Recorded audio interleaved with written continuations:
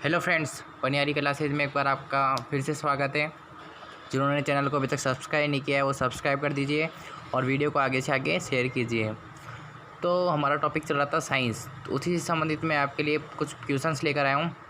तो आप देखते हैं इसे कितने बच्चे सही कर पाते हैं। पहला क्वेश्चन है, प्रकाश वर्ष मात्रक है। जो प्रकाश वर्ष है वो किसका मात्रक है? तो प्रकाश वर्ष जो है दूरी का मात्रक होता है। दूरी का एक अन्य मात्रक मीटर भी होता है, क्योंकि दूरी को हम किस में मापते हैं? मीटर में मापते हैं। इसलिए क्या हुआ, दूरी का एक मात्रक क्या हो गया? मीटर हो गया। दूसरा क्वेश्चन पे आते हैं अपन। यदि एक रेफ्रिजरेटर का दरवाज़ा खोलकर रखा जाए तो निम्न में से क्या सकते हैं? कि भाई यदि आप रेफ्रिजरेटर का क्या है दरवाज़ा जो है खोलना छोड़ दोगे तो यानी एक तरीके से फ्रीज ही समझो, तो उसमें से हीट बाहर निकलती है। वैसे रेफ्रिजरेटर से क्या होगा, जब हीट बाहर निकलेगी तो क्या होगा? कमरा क्या हो जाएगा? गर्म हो जाएगा। नेक्स्ट क्वेश्चन है अपना, ध्वनि तरंगों से निम्न घटना का प्रेक्षण नहीं किया जाता है। यानी ध्वनि तरंगों से कौन सी घटनाएं हैं जिनका हम प्रेक्षण नहीं कर सकते? तो देखो, अपवर्तन। अपवर्तन पहले समझो क्या होता है। अपवर्तन होता है जब कोई किरण, प्रकाश की कोई किरण है वो आती है और टकराकर वापस उसी मार्ग पे चली जाती है, तो उसे हम अपवर्तन कहते हैं। व्यतिकरण क्या होता है? जब कोई प्रकाश किरण आती है वो टकराती है और वो क्या है, वापस ना जा करके क्या है यानी उसी से, जैसे कांच पे आई टकराई और कांच से आर पार हो जाती है। विवर्तन क्या होता है? विवर्तन में भी प्रकाश किरण आती है और वापस चली जाती है। तो ध्रुवन होता है ना, ध्रुवन, ध्रुवन में क्या होता है? ध्वनि तरंगों से क्या है, प्रेक्षण नहीं किया जा सकता है। फोर्थ क्वेश्चन है आपका, कौन सा त्रिक एक ही आवर्त व एक ही वृक्ष के सदस्य हैं? कि इनमें से तीन कौन से तत्व हैं जो क्या है एक ही वर्ग और एक ही आवर्त के सदस्य हैं?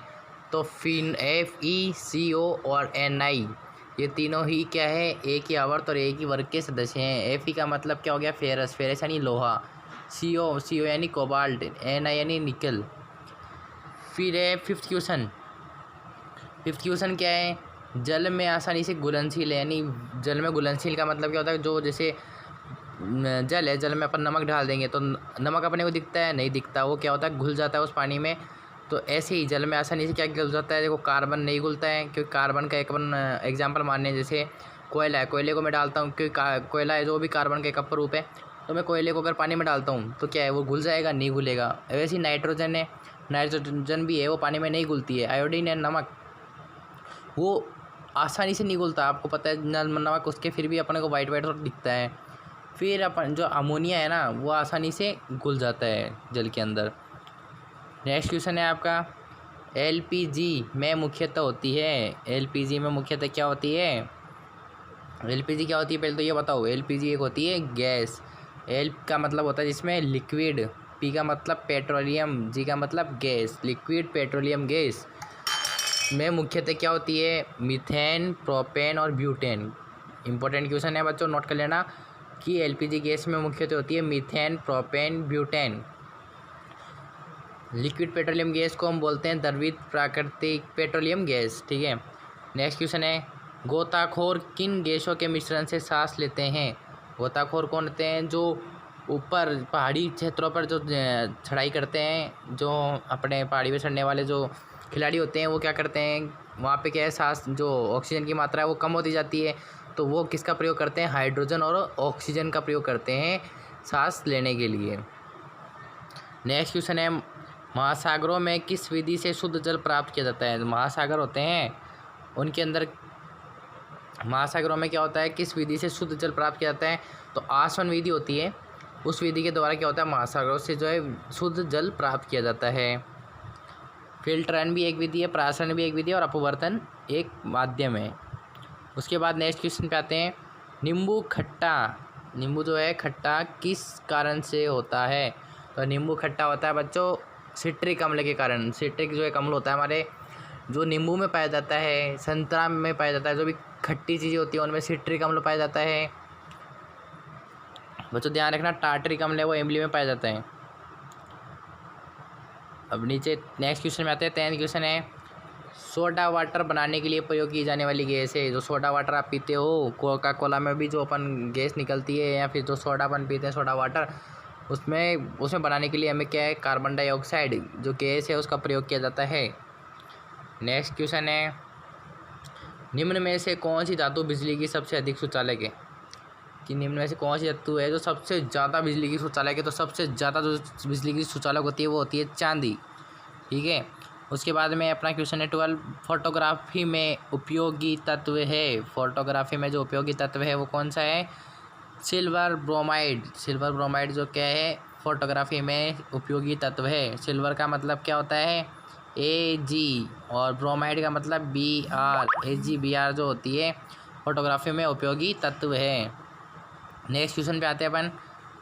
13वां क्वेश्चन है अपना, विद्युत बल्ब का तंतु बना होता है। तो विद्युत बल्ब का जो विद्युत के तंतु क्या होता है? पहले तो ये बताओ। तंतु होता है जो अपन ने बल्ब होता है, जो अपना बल्ब के अंदर एक तार होता है यूं W शेप का होता है, जो M शेप का, तो उसे क्या बोलते हैं? तंतु बोलते हैं। तो वो किसका बना होता है? वो टंगस्टन एक धातु होती है उसका बना हुआ होता है।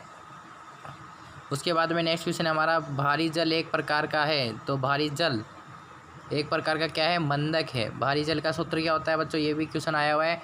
तो भारी जल का सूत्र होता है D2O। D2O किसका सूत्र होता है? भारी जल का सूत्र होता है, जो कि एक क्या है? मंदक है। नेक्स्ट क्वेश्चन की बात कर रहे हैं तो इसमें क्या है? एक्स किरणें किसके आर पार नहीं निकल सकती है? जो एक्स किरणें होती है, जो अपन एक्सरे कराने जाते हैं, तो वो किसके आर पार नहीं निकल सकती है? वो हड्डियों के आर पार नहीं निकलती है। समझ गए? वो हड्डियों के आर पार नहीं निकल सकती है, वो मांस के आर पार निकल सकती है, पानी के आर पार भी निकल सकती है, और कागज़ के आर पार भी निकल सकती है। नेक्स्ट क्वेश्चन है, स्थायी चुंबक बनाने के लिए किस धातु का प्रयोग किया जाता है? स्थायी चुंबक बनाने के लिए, यानी जो कितना भी टाइम हो जाए लेकिन वो क्या ख़राब नहीं होगी, ऐसी चुंबक, वो अपना क्या है? आकर्षण का बल, जो उसका बल, वो आकर्षण की उसकी क्वालिटी है वो उसको ख़त्म नहीं करेगी। तो इसमें क्या होता है? कोबाल्ट इस्पात का प्रयोग किया जाता है। नेक्स्ट क्वेश्चन है, निम्न में से कौन सा पदार्थ अनुचुंबकीय पदार्थ है? कि निम्न में से कौन सा पदार्थ है जो अनुचुंबकीय है, अनुचुंबकीयता का गुण प्रदर्शित करता है? तो वो है एल्यूमिनियम। नेक्स्ट क्वेश्चन है, चुंबकत्व बल की इकाई है। चुंबकत्व बल की इकाई क्या होगी? चुंबकत्व बल की इकाई है एम्पियर टन या फिर मीटर। ये क्या इसकी इकाई है? चुंबकत्व बल की। नेक्स्ट क्वेश्चन है आपका, चुंबकत्व क्षेत्र को मापते हैं। चुंबकत्व क्षेत्र को किससे मापेंगे? जूल से मापेंगे क्या? नहीं, जूल तो किसका होता है? मात्रक ऊर्जा का। एम्पियर से भी नहीं, क्यों? एम्पियर किसकी होता है? मात्रक बल का। न्यूटन होता है बल का मात्रक, और एम्पियर होता है अपना, एम्पियर भी अपना जो किसका मात्रक होता है? बल का मात्रक होता है। तो इनमें से कोई भी नहीं आएगा। नेक्स्ट क्वेश्चन है हमारा, निम्न में से चुंबकीय पदार्थ है। निम्न में से चुंबकीय पदार्थ कौन सा है? निकेल। निकेल क्या है? चुंबकीय पदार्थ होता है। लकड़ी चिपकती, का भी चुंबक पे नहीं चिपकती। कांच चिपकता है? नहीं चिपकता। चांदी चिपकती है? नहीं चिपकती। निकेल एक ऐसी चुंबकीय धातु, ये तो साफ साफ दिख रहा है चुंबकीय पदार्थ है। तो थैंक यू फ्रेंड्स, क्लास अच्छी लगी हो तो सब्सक्राइब करें और आगे से आगे शेयर करें।